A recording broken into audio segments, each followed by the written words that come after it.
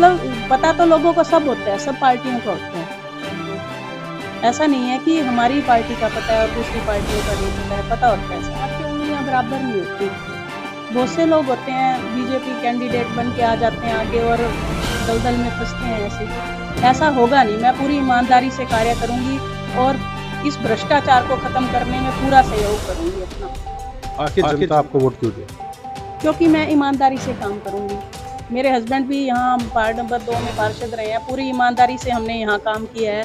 मैं अपनी ईमानदारी के लिए आज भी बोलती हूँ कि जितना भी काम होगा ना, सारा का सारा ऐसा होगा कि लोगों को दौड़ना नहीं पड़ेगा नगर परिषद में।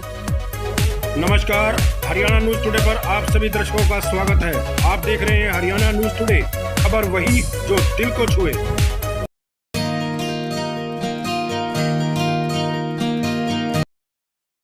नमस्कार दोस्तों, हरियाणा न्यूज टुडे पर आपका स्वागत है। मैं आपका साथी मनोज मलिक लेकर आया हूं कार्यक्रम कड़वे सवाल। ये कड़वे सवाल उन लोगों के लिए हैं जो उम्मीदवारी का दावा कर कर छोटी सरकार में अपनी नुमाइंदगी जताना चाहते हैं। हमारे साथ एक उम्मीदवार के तौर पर, कैंडिडेट के तौर पर भारतीय जनता पार्टी से जो संबंध रखती हैं, उनके पास आज हम मौजूद हैं। सरोज रहेजा जी हमारे साथ मौजूद हैं। इनसे बात करेंगे, सीधे सवाल करेंगे। अगर आपके पास भी कोई सवाल है जो आप पूछना चाहते हैं आपके उम्मीदवार से, तो हमारे कमेंट बॉक्स में लिखकर भेज दीजिए, ताकि हम अपने ये सवाल, आपके जो सवाल हैं, उन लोगों के सामने रख सकें।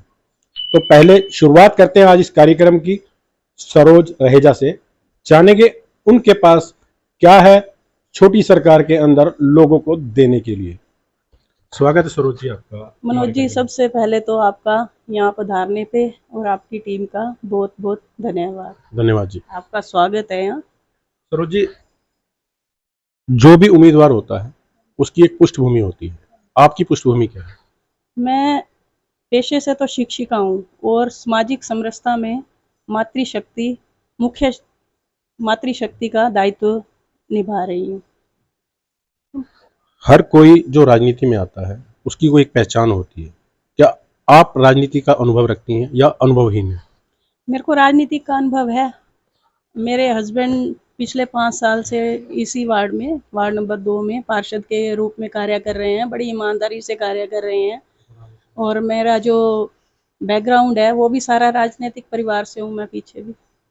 मैम, आपने बताया कि आपके पति पार्षद रहे हैं पिछले 5 साल की योजना में। अब नई योजना में नए पार्षद बनने हैं, नई दावेदारी होनी है, तो आपकी दावेदारी कहाँ तक मानते हैं? अभी तो हमारा जो मेन मुद्दा है वो चेयरपर्सन के लिए है। तो किस पार्टी से आप दावा कर रहे हैं? बीजेपी पार्टी से।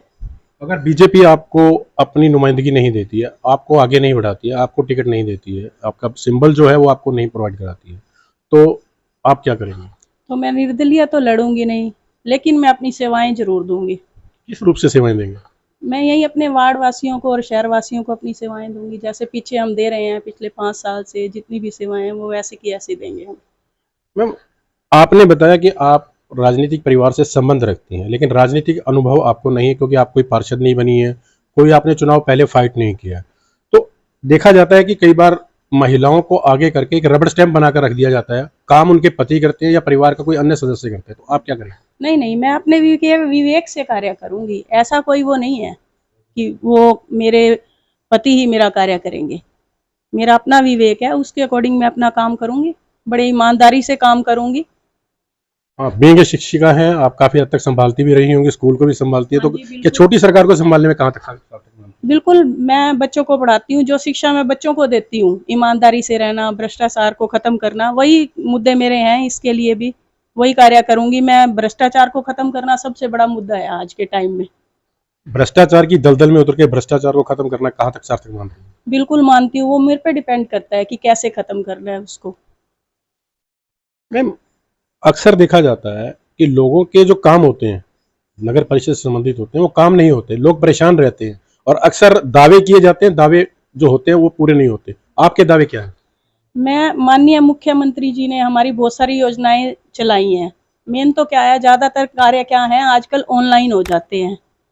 माननीय मुख्यमंत्री के द्वारा चलाई गई योजना के अकॉर्डिंग जितना भी काम ऑनलाइन होगा, ठीक है, लोग ऐसे भागेंगे नहीं, दौड़ेंगे नहीं अपने कागज लेके। बाकी कार्य मैं अपने बलबूते पे करवाऊंगी, उनको उनकी योजनाओं को बताऊंगी कैसे करना है आपने। मैम, आप जनता के मुद्दे क्या मानते हैं? जनता की समस्या क्या है आपकी नजर में? आज के टाइम में तो देखो पानी की समस्या है, गलियों की समस्या है, और सबसे मेन मुद्दा तो आपको पता ही है यहाँ भिवानी का, तो भ्रष्टाचार है, उसको खत्म करना है। सड़क है, स्ट्रीट लाइट है, पानी है, इनके लिए हर त्राही त्राही है। तो लोग कहते हैं, दावे होते हैं, लेकिन काम नहीं होते। आप क्या मानते हैं? दावे होते हैं, मानते हैं, लेकिन जितना पॉसिबल हो सका है हम यहाँ भी करवा रहे हैं, और आगे भी मेरी ईमानदारी से रहेगी, ये कार्य होंगे पूरे। आपके पास मुद्दे हैं भ्रष्टाचार को खत्म करने के, लेकिन भ्रष्टाचार को तब खत्म कर पाएंगे जब आपके पास मैन पावर होगी। लेकिन जो बाकी जो पार्षद हैं, अक्सर देखा जाता है कि वो अपने काम को निकलवाने के लिए सेकंड वे का इस्तेमाल करते हैं, इस अंडर टेबल का काम का इस्तेमाल करते हैं। तो आप कैसे रोक पाएंगे?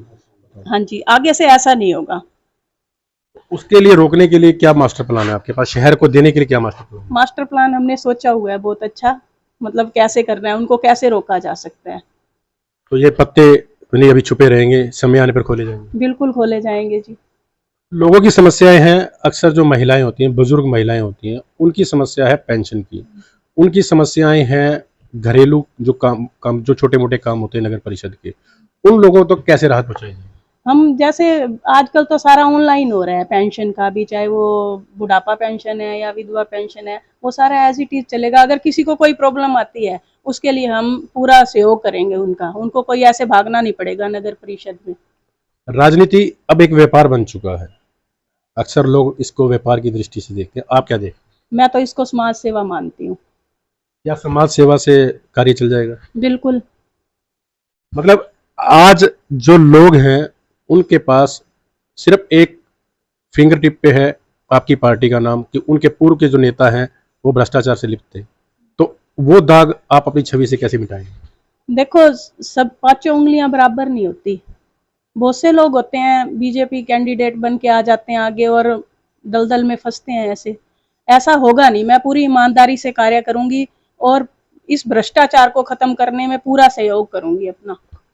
आखिर जनता आपको वोट क्यों दे? क्योंकि मैं ईमानदारी से काम करूंगी। मेरे हस्बैंड भी यहाँ वार्ड नंबर 2 में पार्षद रहे हैं, पूरी ईमानदारी से हमने यहाँ काम किया है। मैं अपनी ईमानदारी के लिए आज भी बोलती हूँ कि जितना भी काम होगा ना, सारा का सारा ऐसा होगा कि लोगों को दौड़ना नहीं पड़ेगा नगर परिषद में। आम आदमी पार्टी जो है वो ये दावा करती है कि हम जो भी काम करेंगे उसकी पारदर्शिता होगी, लोगों को पता होगा। तो आपका क्या विचार है? मतलब पता तो लोगों को सब होता है, सब पार्टियों का होता है। ऐसा नहीं है कि हमारी पार्टी का पता है और दूसरी पार्टियों का नहीं पता है, पता होता है सारा। तो ये थे सरोज रहेजा जी, जिन्होंने निर्भीकता से कहा कि वह ईमानदारी से और नेक नीति से काम करेंगे, और छोटी सरकार की अगर उन्हें सेवा करने का मौका मिलता है तो वह पहले तो जो नगर परिषद के अंदर भ्रष्टाचार व्याप्त है उसे खत्म करना उनका मुख्य मुद्दा है। उसी मुद्दे को लेकर वह जनता के बीच में जाएंगे। अगर जनता ने उन्हें मौका दिया तो वह अपने कार्य को सिद्ध करके भी दिखाएंगे। हरियाणा न्यूज़ टुडे के लिए वीडियो जर्नलिस्ट गोपाल भारद्वाज के साथ मनोज मलिक।